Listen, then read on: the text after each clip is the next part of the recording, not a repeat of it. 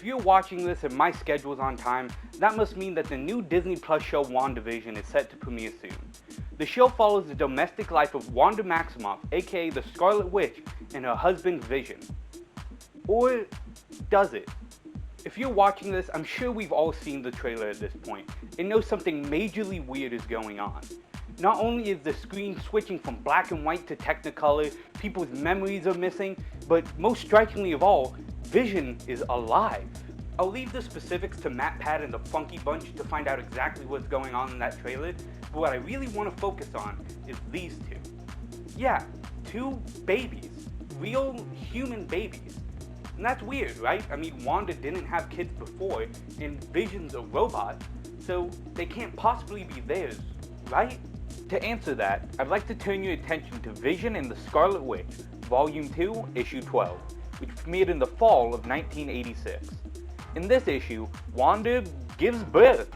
Not like a fake birth either, a real, live birth, with months of in-continuity build-up to two twins, Thomas and William Maximoff. Okay, so how is this even possible? I mean, there has to be some sort of reality warping, magic, timey-wimey stuff going on, right? Well, you'd be right. Thomas and William weren't actually born by the Scarlet Witch, but rather her powers. Psychov put it best when he said, Wanda's sons aren't real. They were magical constructs. So, problem solved, right? Whatever magic brought Vision back was the same thing that brought William and Thomas to life, right? Well, not exactly, as Magneto was very quick to point out to Scott. They were considerably more than that. They had thoughts and feelings. They had minds of their own. They had souls. Wanda may have used magic to give them life, but even the Scarlet Witch can't create a human soul. Okay, so if Wanda's powers couldn't make a soul, then how was she able to make a soul with a robot? Well, it's an answer the comic viewing public didn't really have an answer to for years, but we finally got the answer to in Avengers West Coast, issue 52, where it is revealed that the children's souls belong to none other than Mephisto. You see, Wanda always wanted a normal existence, one without mutant powers and cow mothers. She wanted a family, so much so that she had a phantom pregnancy. For those of you unaware, phantom pregnancy is a real medical term where a woman experiences the symptoms of pregnancy without actually being pregnant. While not a lot is known about what causes them, they're often related to severe levels of stress as well as other psychiatric disorders. Especially if a woman really wants to be pregnant, a false pregnancy can be just as convincing as the real thing. So because Wanda was convinced that she was pregnant, her powers created a pregnancy. But like I said, Wanda can't create souls. So when she was convinced she was pregnant, her powers just subconsciously reached out and grabbed the closest looking thing that could be a soul. As Mephisto himself had recently been fractured by Franklin Richards, it provides a perfect resource for Wanda to create her kids.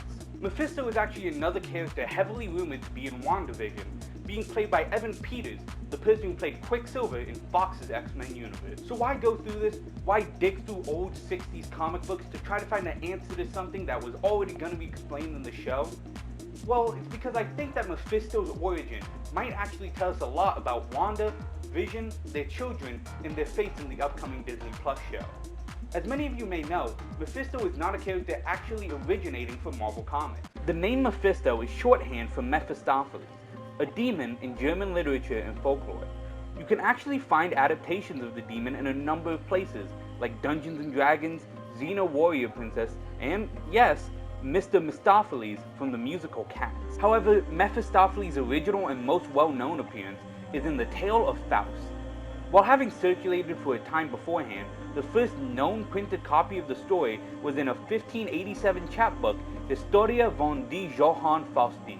Because there are so many different versions of this legend, I'm going to keep my explanation very general so it can apply to any version of this legend that you may hear. Dr. Faust, based on the actual Johann Faust, is a scholar who is an expert in almost every discipline known to man. His past takes him to the point, either through curiosity or depression, where he attempts to commune with the devil, with this deal oftentimes happening at a crossroads. The deal sends Mephistopheles to the crossroads, where the two strike a deal. Dr. Faust is to only live for a number of more years, but it is during those years that Mephistopheles himself is under the control of Faust. The deal is sealed, and Fausta lives the rest of his years in excess and luxury, even breaking the laws of the universe to travel through space and into different dimensions. As the time Faust had left grows short, he realized the error of making a deal with the devil.